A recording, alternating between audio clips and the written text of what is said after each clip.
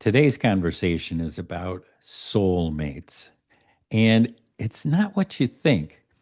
So, I'm talking today with Joanne DiMaggio, and we spend the first part of the interview talking about what is a soulmate and why is it so misunderstood. I find that fascinating.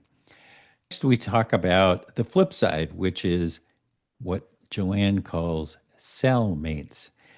So this is cell as in prison. Why do we have those people that hold us back or abuse us in some particular way? Don't you want to know? Third is we spend a lot of time talking about past life regression. How do you do one? What are they good for? And there's this wonderful section where we're talking about how, what are the results of having a past life regression? Why would you want to have one? I think it's cool. All right, last one. And this is a subject that I knew zero about. So, forgive my ignorance when we get to talking about twin souls, where we, in essence, have another soul that two of us are working on the same project, either here or apart in the physical world, or one of us is in the physical world and there's another in the non physical world. What's that about? Why do we want to do that? Do we have one? All that kind of thing. So today, let me give you the bio on Joanne DiMaggio. She has been professionally pursuing past life research, therapy, and soul writing for over 38 years. She has been actively involved in the Edgar Cayce Association, the ARE, for the since 1987. She earned her master's in transpersonal studies and her spiritual mentorship certification through Atlantic University. She is the author of 7 books. And in addition, Joanne has been a guest speaker at many conferences, giving talks on the subject of past life regression, pre life planning session, and soul writing. She's also been a very popular guest on nearly 100 radio programs and podcasts. Here is our interview with Joanne DiMaggio.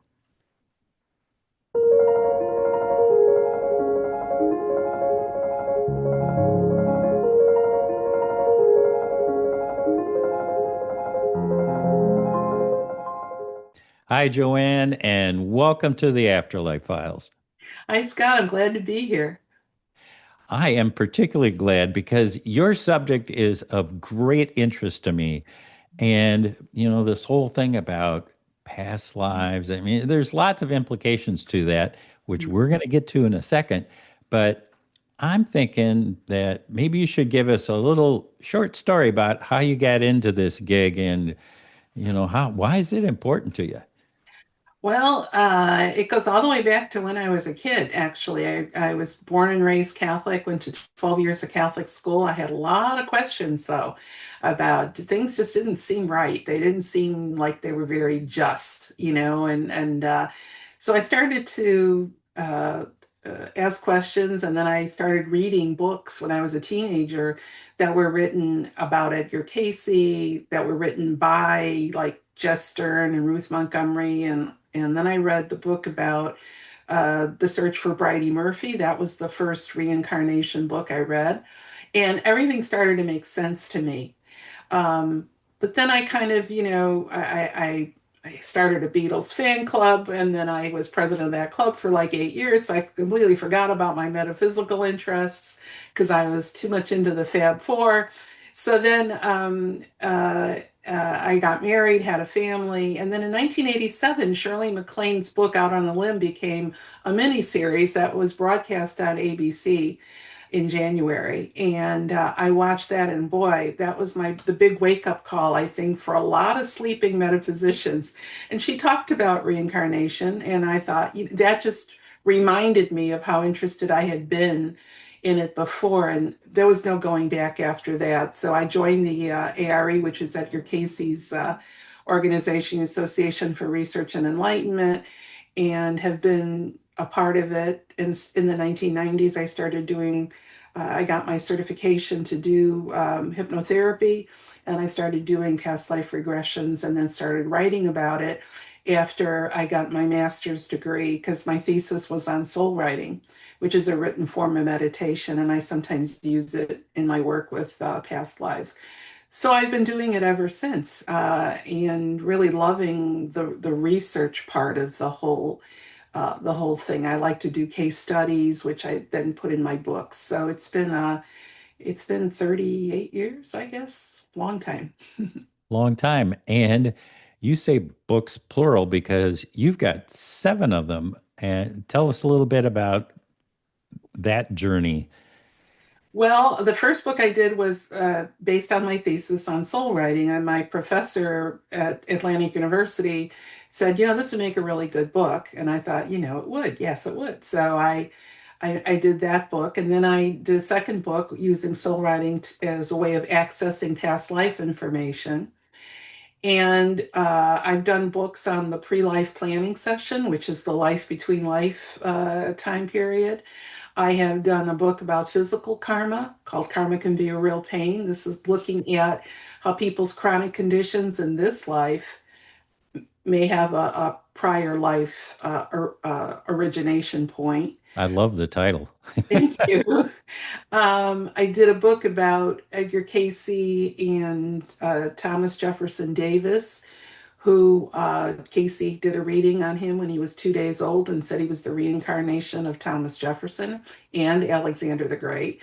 So that took me 8 years to write that particular book because there was a lot of research involved. Casey had said this soul could do for the world what Jefferson did for this country, and of course he didn't do that. So I wanted to find out why, what happened to make him go in a different direction. Then I wrote a book about the Beatles because I was asking myself, how did a Italian Catholic girl from the south side of Chicago get involved with reincarnation studies? Because it didn't gel.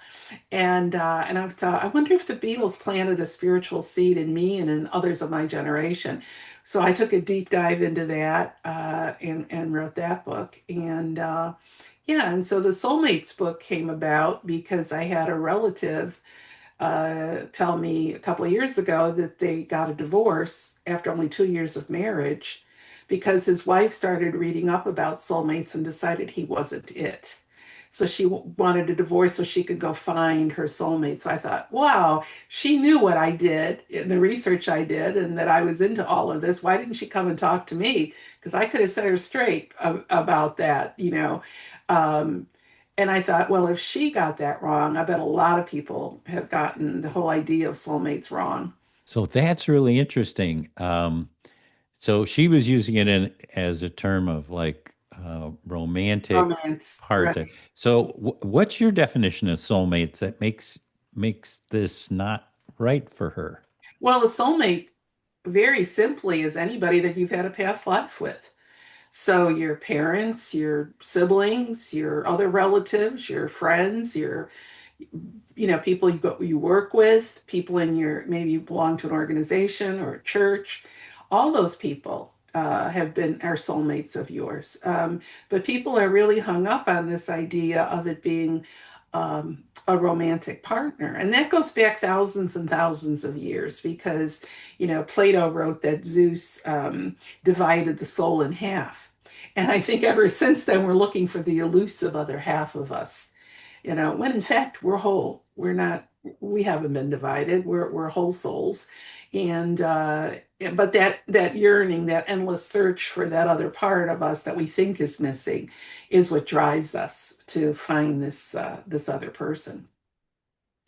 So it's been misunderstood, Mm. and now when you talk about soulmates, I mean, if we've had thousands of past lives, that means we've got a whole bunch of folks that we could consider soulmates, right? Right. There's a core group that we travel with as souls, one lifetime after the other. So they're at our core, and then there's people on the periphery that come in and out. Um, but yeah, I mean we have quite a few. Some uh, are consistently close to us, lifetime after lifetime, and some aren't. So, but yeah, it's not just one person at all. So that's interesting. You mentioned that there's like a group of intimate soulmates that do they tend to go with us over time? How could we identify them? Tell me more Yeah. about that. In our pre-life planning session, when we're in the afterlife and we are planning our next lifetime, right?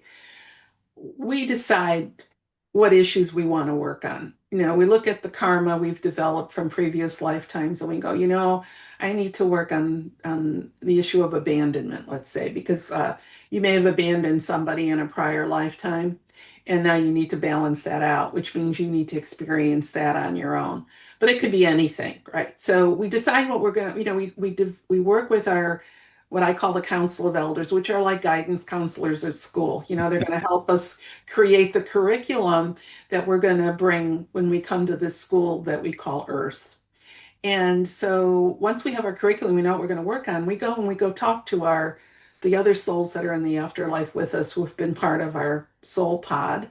And we say, hey, I'm going to go to Earth and I'm going to work on abandonment. And they'll go, okay, we're going to come with you. And I'm going to be your brother. I'm going to be your sister. I'm going to be your aunt. I'm going to be your uncle. I'm going to be your grandparent, whatever. And at some point in time, I'm going to abandon you so that you can experience that and work through that. So that's how the decision is made of which souls come in with you. They've agreed to come in to help you, and you agree to help them as well. So it's a two-way street. So as far as recognizing them, I mean, you just sort of feel the essence of them. You can usually tell that they've been around you before. Yep. So that means that people who uh, do us a bad one, Mm.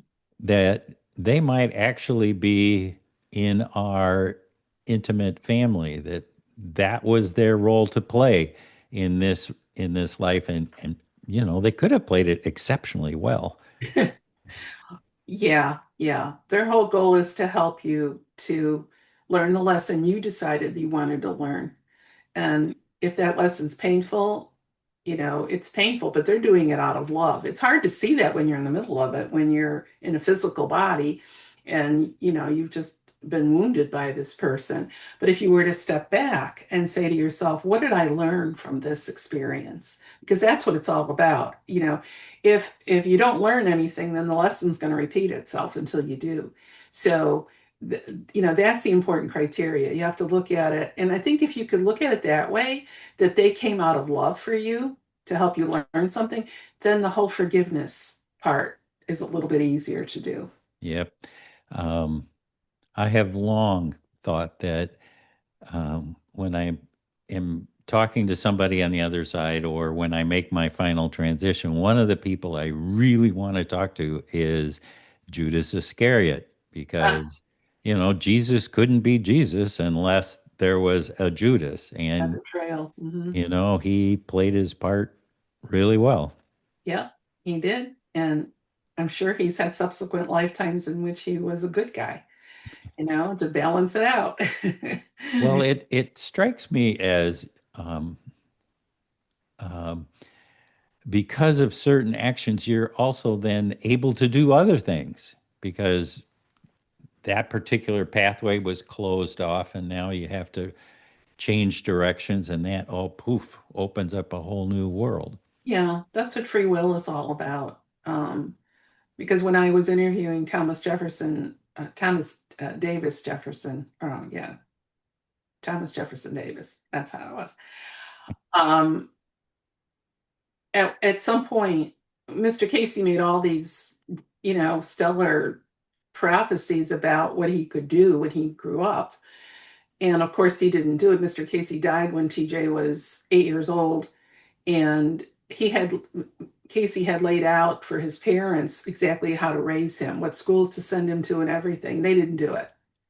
So at that point, his life sort of went into a whole different trajectory. Now, he could have it when he became an adult. He could have said, listen, I learned a lot from Edgar Casey and I want to apply it but he chose not to. So that's his whole story is about free will and about the fact that at any point in time, no matter what you planned, you could go off in a different direction. You could just change your mind because that's one of the gifts we were given is the gift of free will. which which leads me back to some, like near death experiences.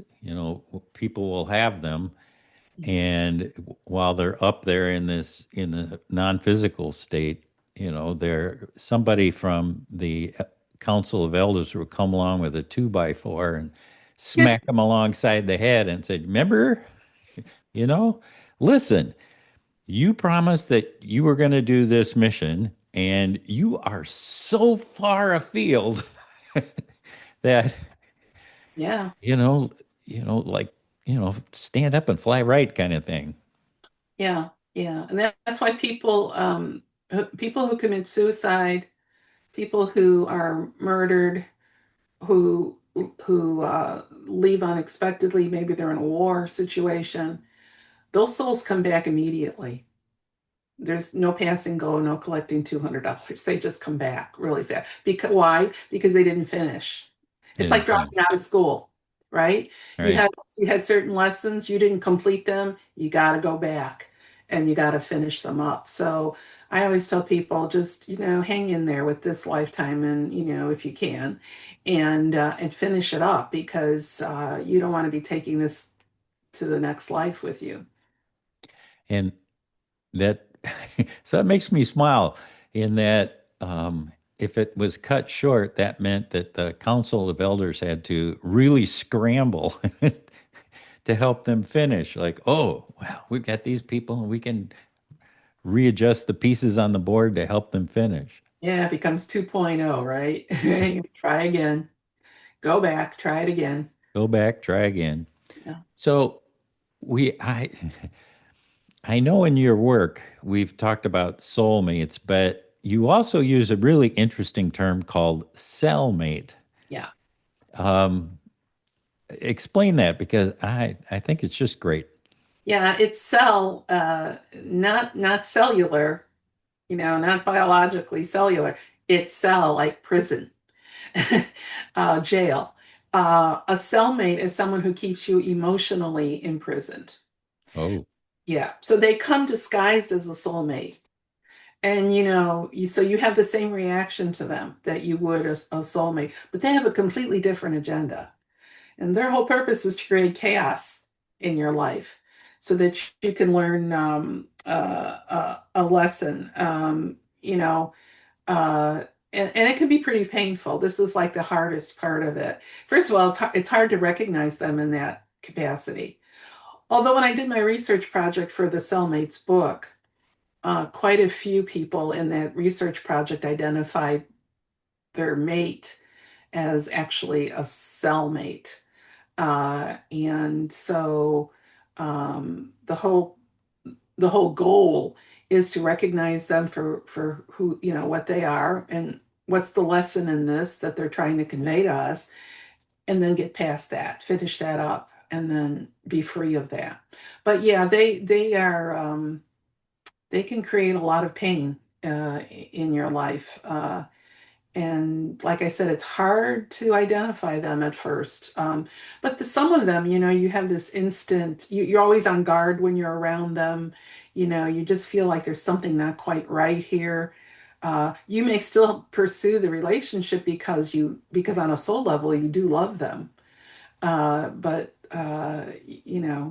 you find out pretty quickly that their role isn't all wine and roses in your life. yeah, that strikes me as being, for those of us who have experience either in a romantic way or in a work way, dealing with narcissists. Mm. They're talk about cellmate. Oh yeah. Oh Boy, yeah. tough one. And they have these wonderful, beguiling personalities, Oh but yes. Yeah. oh, Well, what I write comes about after? yeah, I write about that in my book. The example that I used in my own life was somebody like that. Yeah. Oh yeah. Yeah, it happens to all of us, that's for sure. Even those of us who say we're so aware of what's going on around us. Yeah.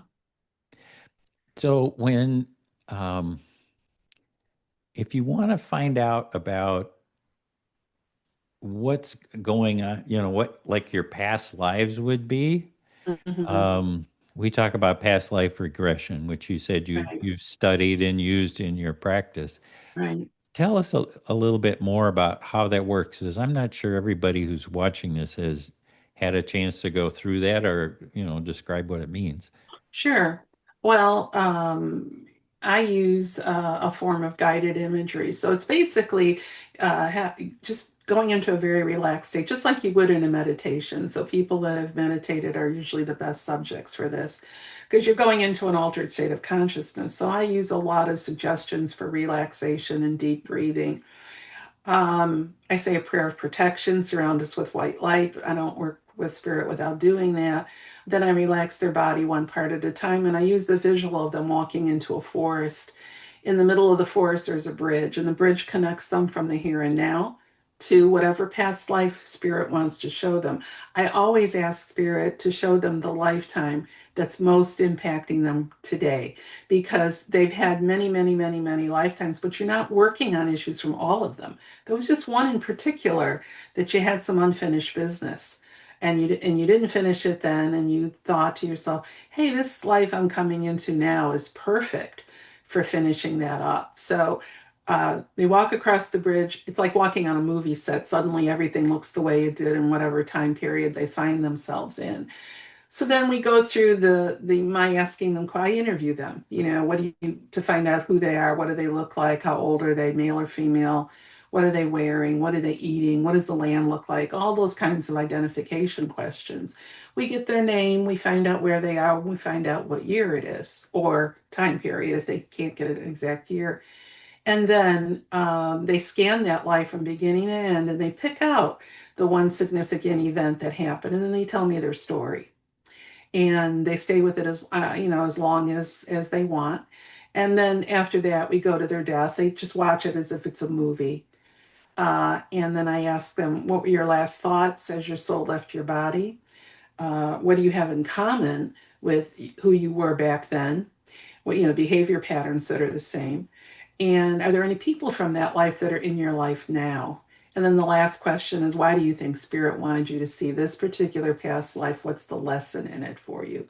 And then I send them a written transcript so they'll have that because I don't record my sessions because for some reason Spirit always erases my recordings. I don't know why, but they do. So I send them a written, I take very detailed notes and I send them a written. And it's a very humbling experience for me because many times they'll get an aha moment in the middle of it. And so I've had people say to me, you this has just lifted a burden that I've had for years and years and years now, or now I see, or oh, I get the connection between that and what's going on now. So it's a very healing tool. And usually you only need one session. It's not like traditional psychotherapy where you go, week after week after week. It's usually one session. We get to the root cause of the issues that you're dealing with, and that's it.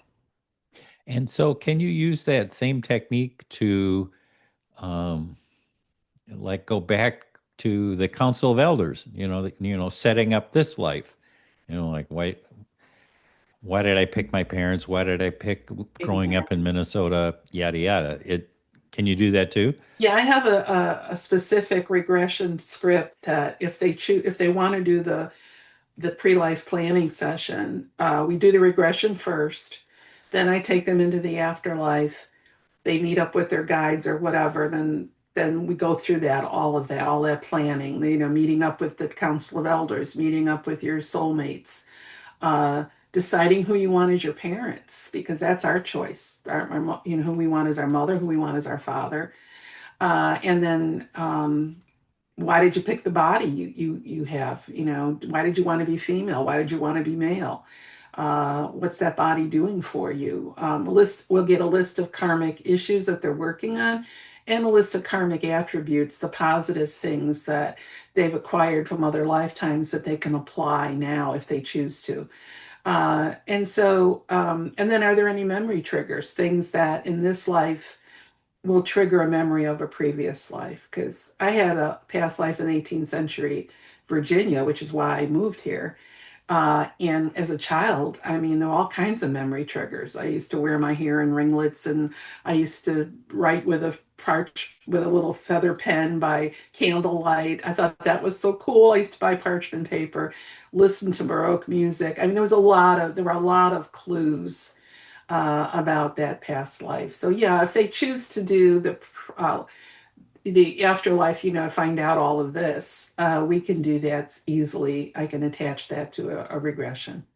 Yeah. So, how do you know what type of regression to do? Well, they usually ask me, for people with a chronic illness, a chronic disease of some sort, will want to know what's the origin of it, and then we'll do the physical karma regression, which is a little bit different in that it really we look for sensitivities or discomfort or birthmarks in the body. When I'm doing the relaxation and relaxing every part of your body, we look for, is there a sensitivity there? Is there a birthmark there? Is there discomfort there? And then we go to the past life in which the origin of whatever it is. I had a man, and I've written this is in my book. I wrote this man came to me with arthritis only in his thumbs. Whoa. And he wanted to know what's the source of that. And so he went back to a lifetime in which he was a Confederate officer, and he would wield his saber, and he always aimed, guess what, for the thumbs of the Union soldiers because he didn't want to kill them, but he didn't want them to be able to hold a gun or to hold a saber. And so now in this life, he only has the arthritis in his thumbs. I mean, I have story after story like that, Scott, that are fascinating, and I had a woman who had head to toe psoriasis. She wanted to know why do I have this psoriasis? And she went back to a past life where she was a call girl in the Old West. And when I asked her, what are your last thoughts as your soul's leaving your body when you died? She said, I don't want to be touched anymore. So Oh, so she manifests a wow. skin condition in this life, which nobody wants to touch her. So you see, that's why I think this is just, to me, it is absolutely incredibly fascinating and logical. It just makes sense from every which way you look at it. And so I'm very humbled to be part of that process for people. So, if you identify something like that psoriasis, um, does once everybody it's out in the open, Mm. does the do the symptoms of psoriasis go away, or is it just the burden of why me? When I did my research project, I had about 35% had a spontaneous healing, meaning it just Wow. their condition completely went away. Another 30 or so percent, uh, it didn't go away, but because they understood its origin, just knowing that uh, created a shift in the way they were responding to their condition, and that was a healing in its own way. So, Hmm. yeah, I have seen spontaneous. I had a woman who was having night terrors. She thought she was in a concentration camp and described everything very vividly. And she was in her 70s. She was a psychiatric nurse, and she couldn't sleep because she'd be waking up screaming from these night terrors. And her husband called me right when I was at the end of my research project and asked me if I'd work with her, and I said sure. So we went back, and she wasn't in the Holocaust. She was before that, but her home life mimicked uh, what some of the Holocaust victims experienced in terms of not having enough food, being cold, being sexually abused, all of that. And when she found out, when she saw this lifetime in the regression, her husband, when they came for when I launched that book, her husband came and he had tears in his eyes. He said, my wife did not have a night terror after your session. So you see, now that doesn't happen with everybody, but it can be very powerful. And I have seen it for myself, and it just absolutely amazes me. Wow. That just has to be such a relief when you can connect one dot to another and go, well, of course. Yeah. And that's the aha moment. That's what people experience. So because it's always something they never gave a second thought to. It never occurred to them that it could be this or that or whatever. Because I'll ask them, the big thing with people that do regressions, they'll say, I'm afraid I'm going to make this up. And then at the end, I'll say, Do you think you made up that story? No way. They know they didn't make that up. Especially if there's emotion attached to it. I can't make people cry. So if that emotion comes up, that's a sign it's a real memory. So, and if there's healing involved in it, then, what greater service can you render people than to initiate their journey toward healing? So I'm getting the sense that when we work with the Council of Elders, that part of the agreement coming into the physical world is you're going to drag that last incarnation with you, Mm. and at some point you're going to want to deal with it. Am I right on that? You're right, but also consider that I think the majority of people never even uh, they don't recognize that. They don't Or see consider it an or- option? Yeah. exactly, especially here in the West, where the last statistic I read was something like only 25% of people in the United States believe in reincarnation. It might be more by now, but that was the last time I saw that. As opposed to being in the East, where it's the complete opposite. So it just depends on and a lot of people are afraid to delve in it because they think it's against their religious beliefs. So, Clearly, as a Catholic or former Catholic, you don't believe that. no, I mean, I always knew something was wrong. So that the whole explanation wasn't, I mean, I remember being a kid and thinking, and at that time we couldn't eat meat on Friday. And I remember thinking to myself, you mean to tell me that if I forget it's Friday and I'm walking home from school for lunch, because I used to go home, I walked to school back and forth, and I get hit by a car, I'm going to go straight to hell because I ate meat because I had a ham sandwich that day. So things like that didn't make any sense to me. I go, how could there be a loving God, just God, And so the whole concept of sin really okay, I could do anything I want and then go see the priest and say, Father, I've sinned, blah, blah, blah, blah, blah. Oh, okay, just go say 10 Hail Marys and 10 Our Fathers and your soul be squeaky clean. Well, that's not the way it works in the universe at all.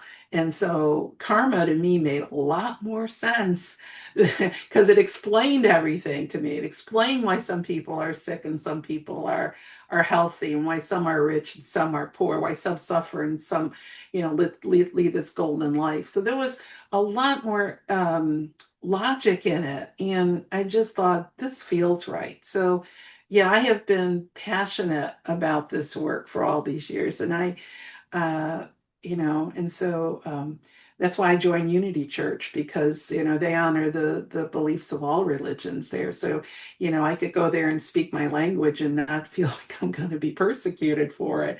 And the ARE too, I think it's real important when you have these beliefs to find groups that support that, because it can get pretty lonely if most of I live in a very conservative area, and most of my friends are more mainstream. They don't, they'll tolerate me, but they won't really want to engage in a conversation about any of this. So I have to keep my work to myself. That's why I love doing podcasts because I get to talk about it. Well, and we love you to do that. Um, Another thing that you talk about is a topic I don't know much about, so lay it on me, and that's twin souls. Souls, yeah. That's a term I need a little more education on. Yeah, you might have heard the term twin flame because they're used interchangeably. Um, this is a relationship that's a little bit harder to grasp. It's similar to a soulmate, but there's some interesting differences with it. Um, First of all, you only have one twin soul. Um, and the the way to recognize them is they have a common mission with you. So you're both doing the same thing. Edgar Casey and his secretary Gladys Davis were twin souls. And the example I use of them is because when Mr. Casey died, Gladys took over to make sure that she saved the 14,000 readings he did in his lifetime, and she saved the ARE, made sure that it continued past, that his legacy lived on. So she came in and took on that job. So that's what a twin soul will do. You'll both be uh, on the same highway together. You're doing the same kind of work. You don't have to. They don't have to be incarnate at the same time with you. They could be helping you from the other side. Um, they come in, there's no competition between the two of you, no one-upsmanship, but It doesn't sound like it is romantic either. it does no, usually it's not, because you could be the same sex. You don't necessarily, well, not that that matters, but um, it's defined by purpose, that you have the same mission, you've come in with the same mission, so it's like a two for one kind of deal on it. And you, you may come into life and never cross paths with that person, or they could be on the other side of the world. You don't know. But it's a lot different than people assume, because twin soul, the word twin, it goes back to that idea of being divided in half. There's two. And yeah, there are two, but they're in separate bodies with the same purpose. So yeah, it's much more rare. Obviously, everybody has soulmates, but not everybody has a twin soul in this particular lifetime. So I want to circle back to that soulmate thing. Hmm. Um, so how is it organized that we fall in love with a this person? Um, I'm I'm thinking, okay, so it's not that romantic definition of soulmate, but something else might be. I mean, how are we supposed to find that love of our life? Well, the love of your life is a soulmate. Um, that's the thing. It's To me, soulmate is much more of a generic term than it is about a romantic relationship. But the reason we fall into that is because just in commercial use. I mean, I saw an article in AARP magazine about soulmates. I saw, there's a paper towel commercial that references soulmates. So it's like all over the place, but they're always talking about a romantic partner. So, when you meet somebody, you've got that sort of deja vu feeling, like, I think I've known you from before, and if you fall in love with them, it could be you were in love with them before. It could be you were together in that kind of a relationship in a prior lifetime. And so because love is the one thing that doesn't die with the body. We bring that with us one lifetime after the other. You recognize that person, and there's a pull. There's a pull on a soul level toward them. You just need to be with them. You want to be with them. Uh, and if it's a positive relationship, it's actually, such a beautiful experience. But you need to be aware, of what's going on, and you know what issues are coming up. What are you learning from this whole experience? Um, I always tell people, we change bodies, so we change gender and we change roles in every life. So your husband in this life could have been your brother in a previous life, Right. or your sister in this life could have been your husband in a previous life. Shakespeare said the eyes are the windows to the soul, and that's the one thing that doesn't change. Your eyes don't change. Your body will change, but your eyes don't change. So sometimes if you gaze into somebody's eyes, you'll see you there'll be that spark of remembrance. But there's all kinds of little subtle ways of identifying them. And certainly, if you have a regression, you can find out what the relationship actually was in the previous lifetime, and that helps you to understand, the dynamics between you and that person in this lifetime.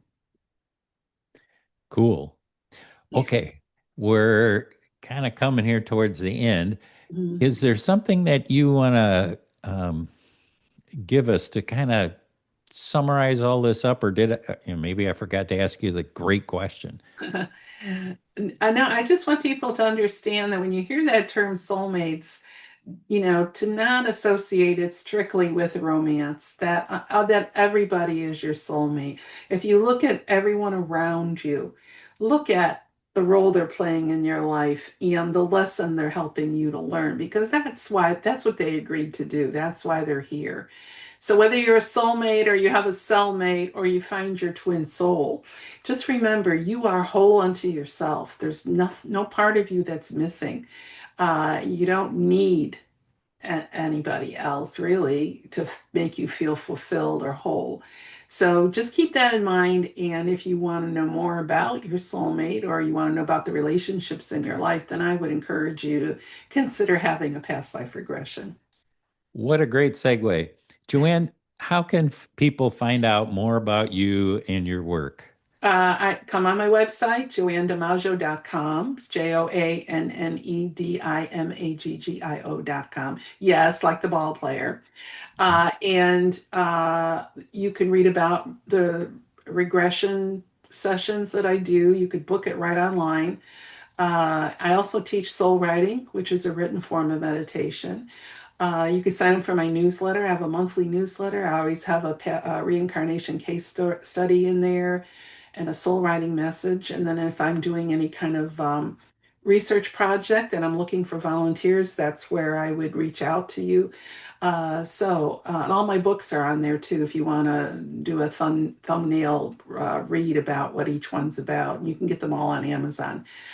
So I encourage you to do that, or you can email me at joannedimaggio.com. I do answer all my emails. So if you have a question or a comment, please reach out to me. I'd love to hear from you.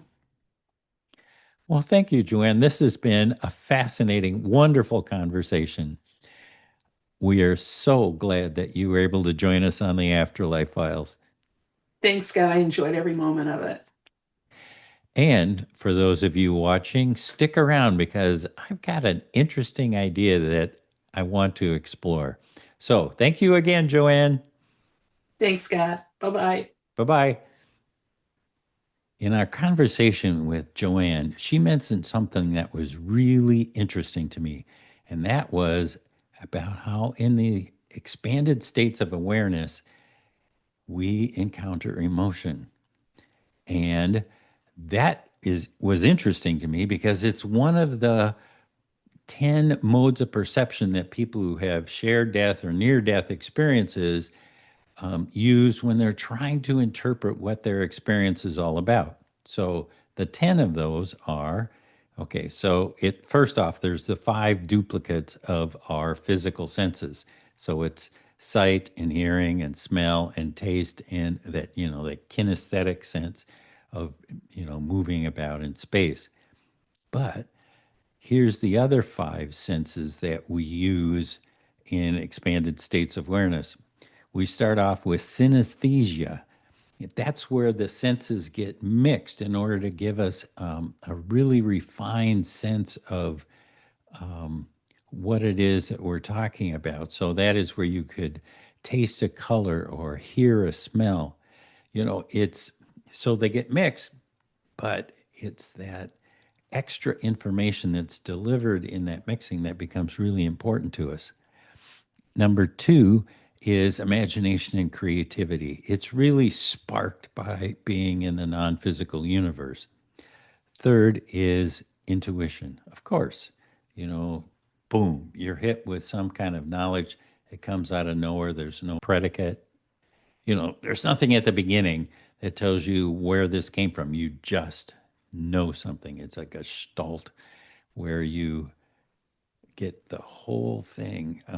In the Bob Monroe world, it's known as a thought ball. It just shows up, and everything you need to know is encased in this sense of intuition. Synchronicity is the next one. You have the right conversation at exactly the right time. You pick up a book at just the right time. There's lyrics on the radio that tell you what you need to know. Something in the physical environment is helping you out on your journey or just confirming that you're on your journey. That's what happens a lot with people with like digital clocks, 111, 222. And that's the agreement they have with the non physical world that, yes, we're in communication. The last one is emotion. And I wanted to talk about that because in these expanded states of awareness, if you're having an experience and it results in a deeply felt emotion, it's often an indicator that, yep, you're right on cue. Something is important, and this emotion is there to inform you about that event. It's really important, so pay attention. The flip side of that is you're having some sort of an experience, and all of a sudden, this emotion just kind of flies through, and you're going, "Well, that's not mine. It's not related to this scene that I'm in." Well, it's there to tell you to pay attention, that there's something in it that contains information that you need to know about your life, where you're going, what you need to do.